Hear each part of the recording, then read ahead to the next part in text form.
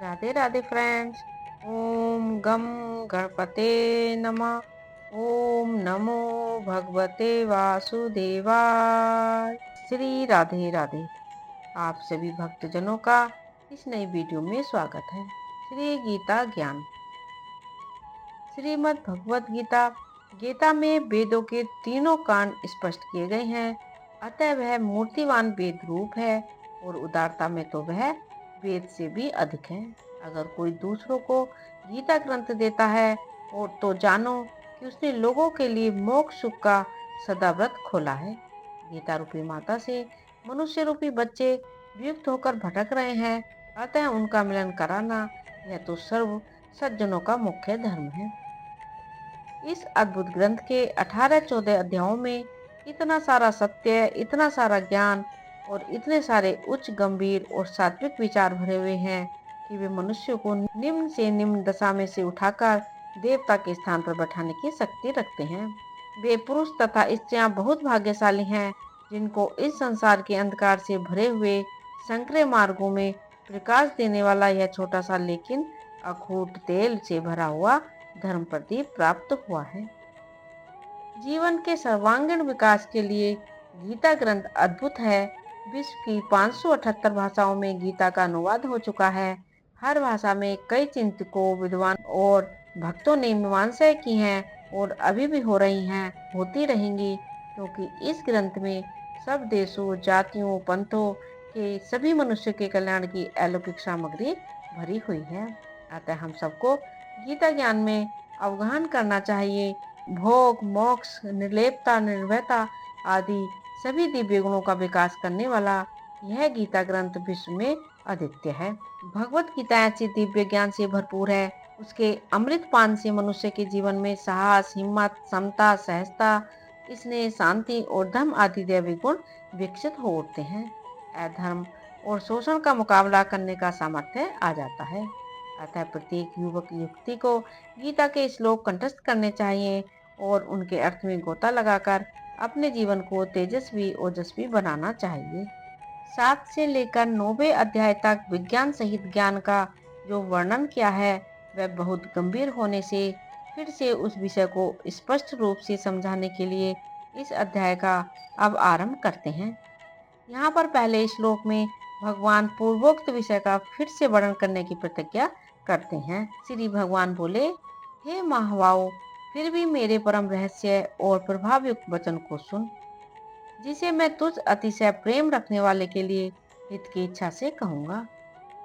मेरी उत्पत्ति को अर्थात लीला से प्रकट होने को न देवता लोग जानते हैं और न महर्षि जन ही जानते हैं, क्योंकि मैं सब प्रकार से देवताओं का और महर्षियों का भी आदि कारण हूँ। तो मुझको अजन्मा अर्थात वास्तव में जन्म रहित, अनादि और लोगों का महान ईश्वर तत्व से जानता है, वह मनुष्यों में ज्ञानवान पुरुष संपूर्ण पापों से मुक्त हो जाता है। निश्चय करने की शक्ति, यथार्थ ज्ञान, असमूढ़ता, क्षमा, सत्य, इंद्रियों का वश में करना, मन का निग्रह तथा सुख दुख, उत्पत्ति, प्रलय और भय अभय तथा अहिंसा, समता, संतोष, तप, दान, कीर्ति और अपकीर्ति, ऐसे ये प्राणियों के नाना प्रकार के भाव मुझसे ही होते हैं। 7 महर्षिजन, 4 उनसे भी पूर्व में होने वाले सनकादि तथा स्वयंभू आदि 14 मनु, ये मुझ में भाव वाले सब के सब मेरे संकल्प से उत्पन्न हुए हैं, जिनकी संसार में यह संपूर्ण प्रजा है। जो पुरुष मेरी इस परम ऐश्वर्य रूप विभूति को और योग शक्ति को तब से जानता है, वह निश्चल भक्ति योग से युक्त हो जाता है। इसमें कुछ भी संशय नहीं है। मैं वासुदेव ही संपूर्ण जगत की उत्पत्ति का कारण हूँ और मुझसे ही सब जगत चेष्टा करता है। इस प्रकार समझकर श्रद्धा और भक्ति से युक्त बुद्धिमान भक्तजन मुझ परमेश्वर को ही निरंतर भजते हैं। निरंतर मुझ में मन लगाने वाले और मुझ में ही प्राणों को अर्पण करने वाले भक्तजन मेरी भक्ति की चर्चा के द्वारा आपस में मेरे प्रभाव को जनाते हुए तथा गुण और प्रभाव सहित मेरा कथन करते हुए ही निरंतर संतुष्ट होते हैं और मुझ वासुदेव में ही निरंतर रमण करते हैं। और निरंतर मेरे ध्यान आदि में लगे हुए और प्रेम पूर्वक भजने वाले भक्तों को मैं वह तत्व ज्ञान रूप योग देता हूँ जिससे वे मुझको ही प्राप्त होते हैं। हे अर्जुन, उनके ऊपर अनुग्रह करने के लिए उनके अंतःकरण में स्थित हुआ मैं स्वयं ही उनके अज्ञान जनित अंधकार को प्रकाश में तत्व ज्ञान रूप दीपक के द्वारा नष्ट कर देता हूँ। अर्जुन बोले, आप परम ब्रह्म, परम धाम और परम पवित्र हैं, क्योंकि आपको सब ऋषिगण सनातन दिव्य पुरुष और देवों का भी आदि देव, अजन्मा और सर्वव्यापी कहते हैं।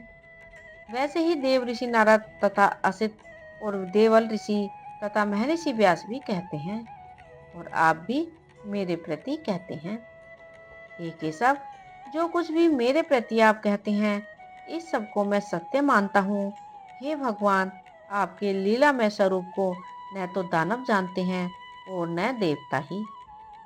हे भूतों को उत्पन्न करने वाले, हे भूतों के ईश्वर, हे देवों के देव, हे जगत के स्वामी, हे पुरुषोत्तम, आप स्वयं ही अपने से अपने को जानते हैं।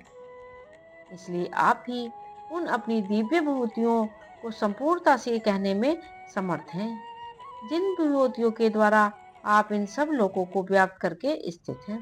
हे योगेश्वर, मैं किस प्रकार निरंतर चिंतन करता हुआ आपको जानूं, और हे भगवान, आप किन किन भावों से मेरे द्वारा चिंतन करने योग्य हैं। हे जनार्दन, अपनी योग शक्ति को और विभूति को फिर भी विस्तार पूर्वक कहिए, क्योंकि आपके अमृतमय वचनों को सुनते हुए मेरी तृप्ति नहीं होती, अर्थात सुनने की उत्कंठा बनी ही रहती है।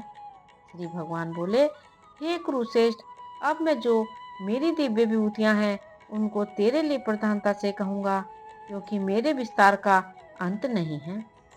हे अर्जुन, मैं सब भूतों के हृदय में स्थित सबका आत्मा हूँ तथा संपूर्ण भूतों का आदि, मध्य और अंत भी मैं ही हूँ। मैं अदिति के 12 पुत्रों में विष्णु और ज्योतियों में किरणों वाला सूर्य हूँ तथा मैं 49 वायु देवताओं का तेज और नक्षत्रों का अधिपति चंद्रमा हूँ। इससे आगे का भाग अगली वीडियो में अवश्य सुनें। श्री राधे राधे। ओम नमो भगवते वासुदेवाय। यदि आपने इस चैनल को अभी तक सब्सक्राइब नहीं किया है तो प्लीज़ सब्सक्राइब करें। प्लीज़ प्लीज़ ज़्यादा से ज़्यादा शेयर करें, लाइक करें, कमेंट करें। धन्यवाद।